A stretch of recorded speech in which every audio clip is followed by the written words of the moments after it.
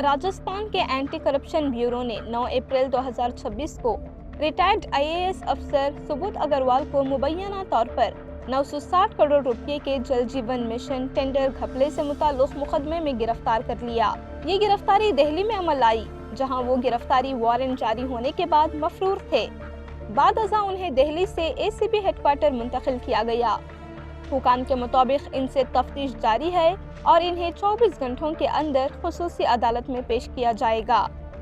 ये केस 2024 में शुरू होने वाली एसीबी की तहकीकात का हिस्सा है, जिसमें अब तक 10 मुल्जिमान को गिरफ्तार किया जा चुका है, जबकि 3 अफराद अब भी मफरूर हैं।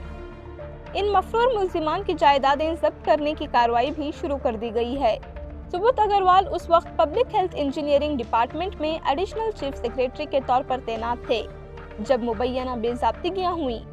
इतलात के मुताबिक एसीबी ने इनकी तलाश के लिए 40 टीमें तश्कील दी थीं और 21 शहरों में 100 से ज़ायद मकामात पर छापे मारे गए, जिनमें जयपुर, मुंबई और नई दिल्ली शामिल हैं।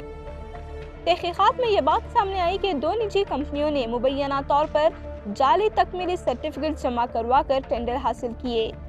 इसके बावजूद मुतल्लका हुकाम ने कोई कार्रवाई नहीं की और 960 करोड़ रुपए के ठेके जारी कर दिए गए, जिससे मखसूस कंपनियों को फायदा पहुंचा। मज़ीद ये भी सामने आया है कि जाली बिल्डिंग, माली बेज़ाब्तियां और टेंडर के अमल में मुतअद्दिद खिलाफ वर्जियां हुई। ये मुकदमा 2024 में तवील तहकीकात के बाद दर्ज किया गया था।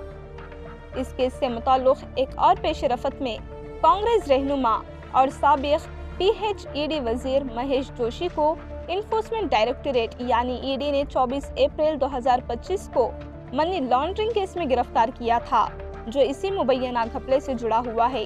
वो 7 माह से ज्यादा जेल में रहे और बाद में दिसंबर 2025 में सुप्रीम कोर्ट से जमानत पर रिहा हुए।